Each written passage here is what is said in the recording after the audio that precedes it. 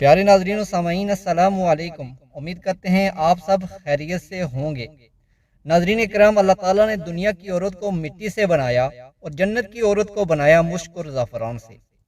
اگر وہ سورج کو انگلی دکھائے تو سورج اس کے سامنے نظر نہیں آتا، وہ مردوں سے بات کرے تو مردے زندہ ہو جائیں، اور اگر زندوں کو جھلک دکھلائے تو ان کے کلیجے پھٹ جائیں۔ اگر وہ دوپٹہ ہوا میں لہرا دے تو ساری کائنات میں خوشبو پھیل جائے۔ وہاں کی عورت اگر زمین کی طرف جھانکے تو زمین اور آسمان تک روشنی ہو جائے اور خوشبو سے بھر جائے۔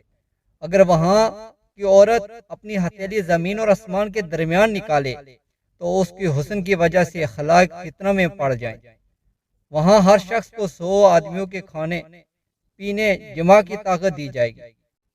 ہر ایک کو حوروں میں سے کم 2 بیویاں ایسے ملیں گی کہ 70 جوڑے پہنے ہوئے ہوں گی، پھر بھی ان کے لباس اور گوشت کے بار ان کی پنڈلیوں کا مغز دکھائی دے گا۔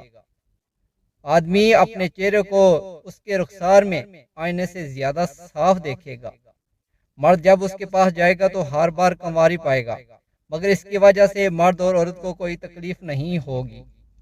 اگر یہ سمندر میں تھوک دے تو سمندر شہد سے زیادہ میٹھا ہو جائے گا، اور ادنا جنتی کے لیے 80,000 خادم 12 حوریں ہوں گی۔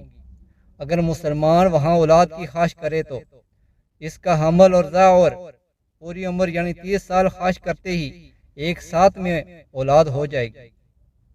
سب سے کم درجے کا جو جنتی ہے، اس کے باغات اور حور عین اور نعم اور خوام اور تخت 1000 برس کی مسافت تک ہوں گی۔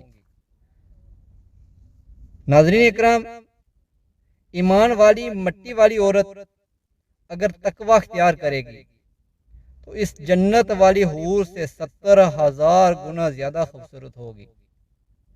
تو اللہ تعالیٰ ہم سب کو نیک کام کر کے ہم سب کو جنت میں جگہ عطا فرمائے۔